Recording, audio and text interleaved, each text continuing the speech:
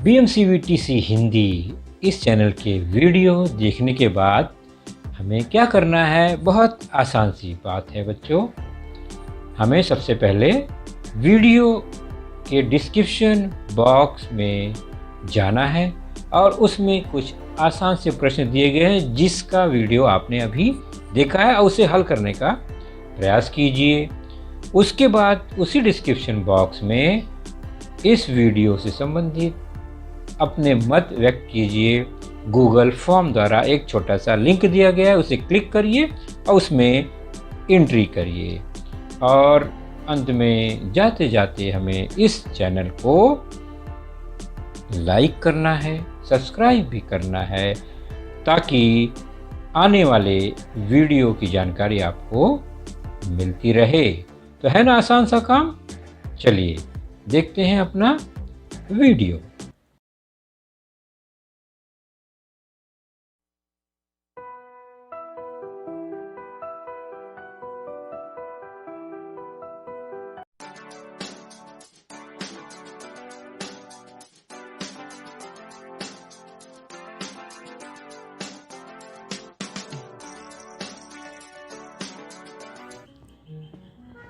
जैसा कि मैंने कहा बच्चों, आज का लेसन, आज की कक्षा, आज का विषय सब स्क्रीन पर आपको दिखाई देगा। तो आज की कक्षा है 8वीं और हमारा आज का जो विषय है वह है गणित। और गणित विषय के अंतर्गत हमारा आज का जो पाठ है वह है आपके पाठ्य पुस्तक से पाठ 7वां, विचरण, वेरिएशन, जिसका पहला भाग आज हम देखेंगे। और आज के इस पहले भाग में हमारा आज का प्रमुख घटक होगा प्रत्यक्ष विचरण। विचरण में भी पहला हिस्सा प्रत्यक्ष विचरण। और मैं हूं आपका वर्चुअल मार्गदर्शक अजय कुमार मौर्य, MCGM के वर्चुअल क्लासरूम दादर से। तो शुरू करते हैं आज की चर्चा। और हमारी आज की चर्चा होगी दो घटकों का अनुपात, फिर समानुपात, और उसी से आगे चर्चा बढ़ेगी और फिर वह प्रत्यक्ष विचरण तक जाएगी। तो हम कुछ याद करते हैं, कुछ सिंपल सा उदाहरण, व्यवहारिक उदाहरण हम एक देखते हैं। इस उदाहरण को हम पूरे लेसन में देखेंगे। यही एक उदाहरण से हम प्रत्यक्ष विचरण का अर्थ समझने का प्रयास करेंगे। यदि 5 पेंसिल का मूल्य 10 रुपये हो तो 10 पेंसिल का मूल्य कितना होगा? यह एक सिंपल सा व्यवहारिक उदाहरण है और हमें पता है 10 पेंसिल का मूल्य 20 रुपये होगा, क्योंकि एक पेंसिल 2 रुपये की हो गई। यहाँ पर दिया है 5 पेंसिल 10 रुपये की है ना, तो एक पेंसिल 2 रुपये का और फिर 10 पेंसिल 20 रुपये का होगा। सिंपल सी बात है। चलिए आगे देखते हैं। तो 20 पेंसिल का मूल्य कितना हो जाएगा? तो यहाँ 20 पेंसिल संख्या 20 हो गई, तो उसका मूल्य हो गया 40 रुपये। एक पेंसिल का मूल्य कितना होगा फिर? तो एक पेंसिल का मूल्य 2 रुपये होगा। उसी प्रकार 8 पेंसिल का मूल्य कितना होगा? तो 2 रुपये के हिसाब से 8 पेंसिल का मूल्य 16 रुपये हो गया। और फिर 50 पेंसिल का मूल्य कितना हुआ? तो 50 पेंसिल का मूल्य हो जाएगा 50 गुणे 2 अर्थात 100 रुपये। तो यह सिंपल सी जानकारी, और हमने उसके द्वारा अलग अलग पेंसिल की संख्या से उसका मूल्य ज्ञात कर लिया। अब ये जो जानकारी हमने निकाली अभी अलग अलग संख्या से पेंसिल का मूल्य, उसमें कुछ न कुछ संबंध है। क्या संबंध है वही हम अभी देखेंगे। हमने देखा 20 पेंसिल 40 रुपये में, एक पेंसिल 2 रुपये में, 8 पेंसिल 16 रुपये में, 50 पेंसिल 100 रुपये में मिलेगा। तो 20 का 40 1 का 2, 8 का 16 और 50 पेंसिल का 100 रुपये हुआ। हमने इसको एक सारणी में लगा दिया। अब हमारे पास दो घटक यानी संख्या पेंसिल की और पेंसिल का मूल्य, ये दो घटक की अलग अलग जानकारियाँ हैं। तो इस प्रश्न में दो प्रमुख घटक हैं, पेंसिल की संख्या, पेंसिल का मूल्य, ये दो प्रमुख घटक है। और इसमें दो भाग है इस प्रश्न में। पहले भाग में 5 पेंसिल का मूल्य 10 रुपये है, ये एक टुकड़ा हुआ इस प्रश्न का, और 10 पेंसिल का मूल्य कितना होगा, ये दूसरा भाग हुआ इस प्रश्न का। तो हर प्रश्न में ऐसे दो भाग होते हैं और हर दो भाग में, प्रत्येक भाग में दो दो घटक भी है। तो संख्या बढ़ने पर मूल्य बढ़ रहा है, यहाँ हम देख रहे हैं 20 से 1 हो गया तो 40 रुपये से 2 रुपये आ गया, 1 से 8 हुआ तो 2 रुपये से 16 रुपये हो गया, 8 से 50 हुआ तो 16 से 100 रुपये हो गया। मतलब जैसा परिवर्तन संख्या में होता जा रहा है उसी अनुपात में परिवर्तन उसके मूल्य में भी होता जा रहा है। तो अभी हमने यह एक सारणीबद्ध रचना की और निष्कर्ष निकाला कि दोनों घटकों में परिवर्तन एक जैसा है, यानी बढ़ रहा है तो बढ़ता है, घट रहा है तो घटता है। एक के बढ़ने से दूसरा बढ़ रहा है, एक के घटने से दूसरा भी घट रहा है, ये हमने देखा। अब हम क्या करेंगे, इन्हीं दोनों घटकों का संख्या और मूल्य का अनुपात निकालते हैं। तो अनुपात निकालने के लिए दोनों घटकों को बटे के रूप में लिखेंगे। संख्या बटे मूल्य लिखा हमने, और बारी बारी से हर जानकारी को अनुपात के रूप में लिखते हैं। पहला है 20 और 40, तो हमने 20 और 40 का अनुपात बनाया। फिर दूसरा है 1 और 2 रुपये, तो 1 और 2 का अनुपात बनाया। तीसरी जानकारी थी 8 पेंसिल और 16 रुपये, तो हमने 8 और 16 का अनुपात बनाया। उसी प्रकार 50 पेंसिल का दाम 100 रुपया है, तो 50 और 100 का अनुपात बनाया। और ध्यान से इस अनुपात को देखेंगे और संक्षिप्त रूप देंगे, यानी छोटा से छोटा रूप, तो आपको मिलेगा कि सभी अनुपात जो हैं समान हैं। 20 और 40 को काट के 1/2 बन जाएगा, 1/2 पहले से ही है। फिर 8/16 को काटेंगे तो वो भी 8 कम 8, 8 दूनी 16, 1/2 हो जाएगा। 50 और 100 को भी संक्षिप्त रूप देंगे तो 1/2 हो जाएगा।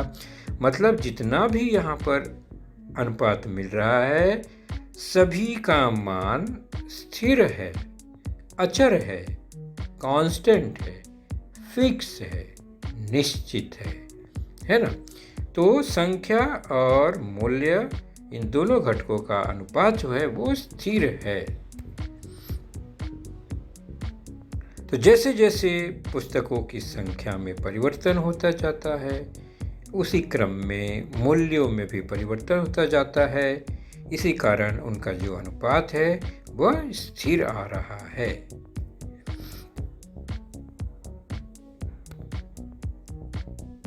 तो यहाँ पर निष्कर्ष निकालते हैं कि पुस्तकों की संख्या बढ़ाने पर मूल्य बढ़ता है, पुस्तकों की संख्या घटाने पर मूल्य घटता है।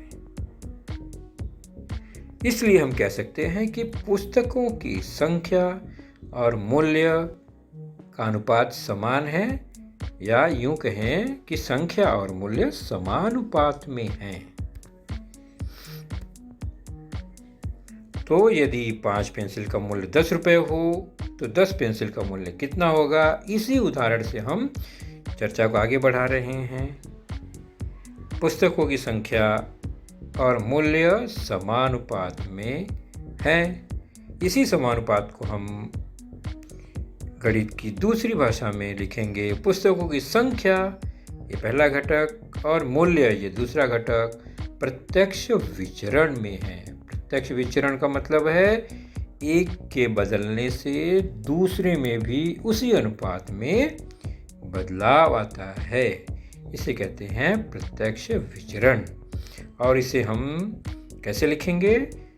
संख्या प्रत्यक्ष विचरण में है मूल्य के। हम इसी उदाहरण की बात कर रहे हैं जो ऊपर उदाहरण प्रश्न है ना, कि पेंसिल की संख्या और पेंसिल का मूल्य प्रत्यक्ष विचरण में है। तो लिखते हैं संख्या पेंसिल की प्रत्यक्ष विचरण मूल्य, और इसको संकेत में लिखा जाता है संख्या प्रत्यक्ष विचरण, विचरण का चिन्ह लगाकर, और मूल्य। तो संख्या जो है वो मूल्य के प्रत्यक्ष विचरण में है। यह है इसका नया गणितीय सांकेतिक रूप। और विचरण के इस रूप को समीकरण द्वारा व्यक्त किया जा सकता है, और हल करते समय हम विचरण के समीकरण रूप का ही उपयोग करते हैं। तो यहाँ पर जो ये विचरण का संकेत है अल्फा ग्रीक अक्षर है, इसे हम विचरण का संकेत कहते हैं। तो संख्या पेंसिल की संख्या प्रत्यक्ष विचरण है उसके मूल्य से। ऐसे ही कई उदाहरणों को विचरण रूप में लिखा जा सकता है, हम उसका अभ्यास करेंगे। हम अलग अलग कथनों को, उदाहरणों को विचरण में कैसे लिखेंगे। P Q के प्रत्यक्ष विचरण में है। तो कोई घटक P जो है वो Q के प्रत्यक्ष विचरण में है। तो कौन सा घटक प्रत्यक्ष विचरण में है? P, उसको पहले लिखेंगे। और किसके विचरण में है? Q के, उसको बाद में लिखेंगे। और बीच में विचरण का चिन्ह लगा देंगे। तो P Q के प्रत्यक्ष विचरण में है, अर्थात जैसे जैसे Q बदलेगा P अपने आप बदल जाएगा उसी अनुपात में। दूसरा, Q P के प्रत्यक्ष विचरण में है। अब देखो प्रश्न में Q P के प्रत्यक्ष विचरण में, यानी कौन प्रत्यक्ष विचरण में है? Q, तो उसको पहले लिखेंगे। और किसके प्रत्यक्ष विचरण में है? P के, तो उसको बाद में लिखेंगे और बीच में विचरण का चिन्ह लगाएंगे। तो Q जो है P के प्रत्यक्ष विचरण में है, अर्थात जैसे जैसे P का मान बढ़ेगा या घटेगा उसी अनुपात में Q का मान होता जाएगा। तीसरा उदाहरण, A R के वर्ग के प्रत्यक्ष विचरण में है। प्रश्न ध्यान से समझिए। A R के वर्ग के प्रत्यक्ष विचरण में है। तो कौन प्रत्यक्ष विचरण में है? A, पहले लिखा हमने। और किसके प्रत्यक्ष विचरण में है? तो वो है प्रत्यक्ष विचरण में R के। सही है ये? क्या हमने सही लिखा? नहीं। प्रश्न को ध्यान से देखो। A जो है R के प्रत्यक्ष विचरण में नहीं है, R के वर्ग के प्रत्यक्ष विचरण में है। तो हमने वर्ग लगाना है। तो अब हो गया सही। A जो है R के वर्ग के प्रत्यक्ष विचरण में है। तो ये रहा, हमने एक शाब्दिक उदाहरण को विचरण के चिन्ह के रूप में, संकेत के रूप में लिखा। इन्हीं विचरण के को हम बाद में समीकरण रूप में ही लिखकर प्रश्न हल करते हैं। चलिए अब पहले हम विचरण का रूप बनाते हैं इसका। ये जो आपका परमानेंट उदाहरण दिख रहा है ना, 5 पेंसिल का मूल्य 10 रुपये हो तो 10 पेंसिल का मूल्य कितना होगा? तो पेंसिल की संख्या मान लो x है। अभी हमें समीकरण बनाना है, विचरण बनाना है पहले। तो पेंसिल का मूल्य मान लीजिए x है। 2 घटक है इसमें, पेंसिल की संख्या और पेंसिल का मूल्य। तो संख्या मान लो x है और मूल्य y है। तो x और y प्रत्यक्ष विचरण में है। हमने देखा वो समानुपात में है ना, इसलिए वो प्रत्यक्ष विचरण में है। तो x और y समानुपात में है, पहले ही देखा हमने, इसलिए x प्रत्यक्ष विचरण y है। इसको समीकरण के रूप में लिखने के लिए x बटे y समानुपात में है तो x बटे वाई बराबर स्थिर अचर हमने पहले देखा है, याद कीजिए कि इसका मान स्थिर होता है। अब स्थिर को हम कोई अक्षर मान लेते हैं k। तो x बटे वाई बराबर अगर k है तो x बराबर y गुणे k हो जाएगा, तो ky हो गया। यही जो हो गया विचरण का समीकरण बन गया। x विचरण y का समीकरण x बराबर ky। x पहले विचरण का चिन्ह हट जाएगा, बराबर हो जाएगा, k से y में गुणा हो गया, तो यह x विचरण y का समीकरण बन गया x बराबर ky। यही है विचरण का समीकरण। तो जब भी प्रश्न हल करना होता है हमें विचरण बनाकर विचरण का समीकरण बनाना होता है। अब इस प्रश्न को हम विचरण के द्वारा हल करेंगे। तो ये हमारा मुख्य आपके प्रश्न की ओर अब शुरुआत हो रही है पाठ्यपुस्तक से। यदि 5 पेंसिल का मूल्य 10 रुपये हो तो 25 पेंसिल का मूल्य कितना होगा? तो शुरू कैसे करेंगे? तो पहले हम दोनों घटकों को चेक करेंगे। घटक कौन कौन से हैं? पेंसिल की संख्या है और पेंसिल का मूल्य है। तो हमने माना पेंसिल की संख्या x पहला घटक और पेंसिल का मूल्य y ये दूसरा घटक माना, और x और y समानुपात में है, इसलिए इनका हम विचरण रूप लिखेंगे। तो इनका विचरण रूप क्या होगा? x विचरण y हो गया। और विचरण का रूप लिखने के बाद हमें क्या करना है? उसका समीकरण लिखना है। तो इसलिए x बराबर k से गुणा हो गया ky। ये हमेशा करना होगा इस तरह से विचरण रूप को बनाकर उसका समीकरण बनाना है, उसके बाद ही हल करना है। पहले विचरण का समीकरण बनेगा, फिर अब यहाँ पर दी गई जानकारी में ध्यान से देखो, प्रश्न में x और y का मान दिया गया है। पहले घटक में पहली जानकारी मतलब प्रश्न का पहला भाग, मैंने बताया ना प्रश्न के 2 भाग हैं और हर भाग में 2-2 घटक है। पहला हिस्सा 5 पेंसिल और 10 रुपये दिया गया है, तो x बराबर 5 y बराबर 10 ये लिखा हमने। और इसको विचरण के समीकरण में देखो, ये पहला भाग है, 5 पेंसिल 10 रुपये ये पहला भाग, और 25 पेंसिल और कितना मूल्य होगा ये दूसरा भाग है प्रश्न का।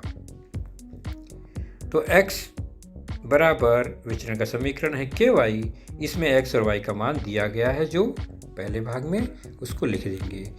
x का मान 5, y का मान 10 और k, तो k गुणे 10 हो गया। अब k का मान निकालेंगे तो 5/10, सरल रूप देंगे तो 1/2 आ गया k का मान। तो विचरण का समीकरण ज्ञात करने के बाद हमें k का मान ज्ञात करना है। एक बार k का मान ज्ञात हो गया तो हम प्रश्न के दूसरे भाग की ओर बढ़ेंगे।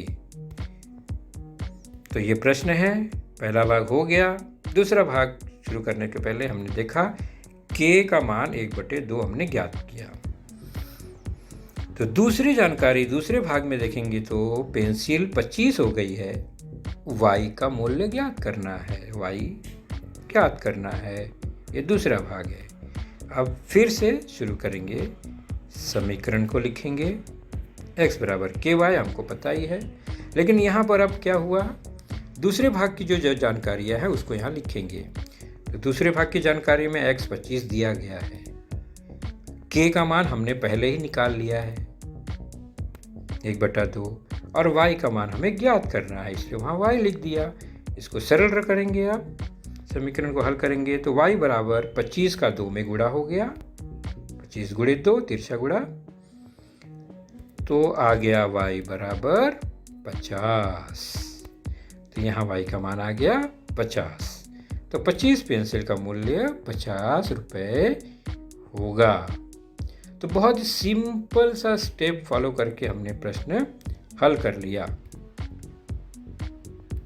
चलिए, तो कुछ स्टेप जो हमने अभी फॉलो किया उसको एक बार रिवाइज कर लेते हैं, हमने क्या क्या किया।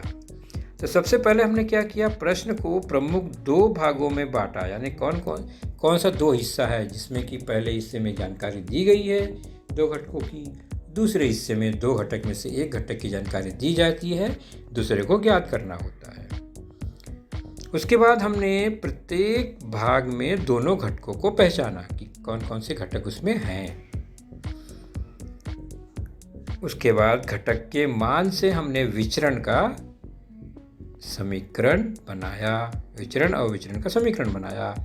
उसके बाद हमने फिर उससे k का मान ज्ञात किया और अब इस k का मान लेकर प्रश्न के दूसरे भाग में जाएंगे और वहाँ पर फिर से विचरण का समीकरण लेकर k का मान रखकर अज्ञात घटक का मान रखकर या अज्ञात घटक ज्ञात घटकों से ज्ञात करेंगे।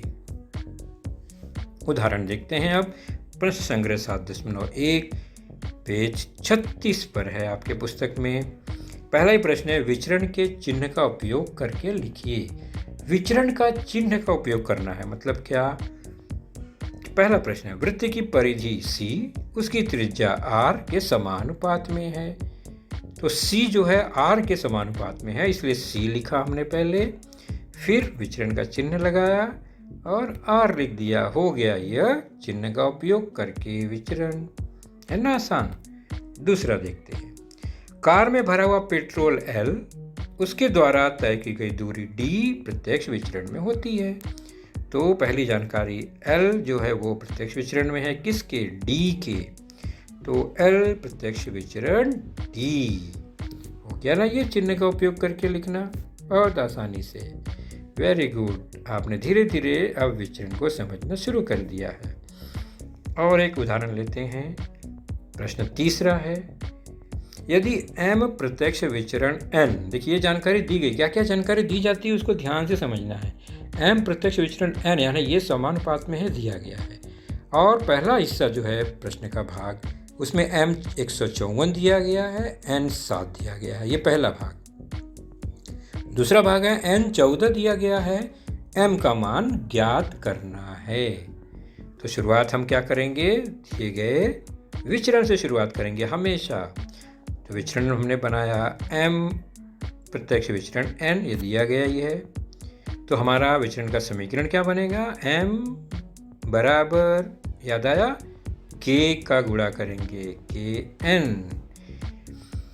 अब इसमें पहली जानकारी में m और n का मान क्या क्या दिया गया है? m 154, n 7 दिया गया है। तो अब m का मान 154 154 रखकर समीकरण को तैयार करेंगे। k गुणे 7 हुआ, k का मान हो गया 154 अपॉन 7, 154 बटे 7 हो जाएगा।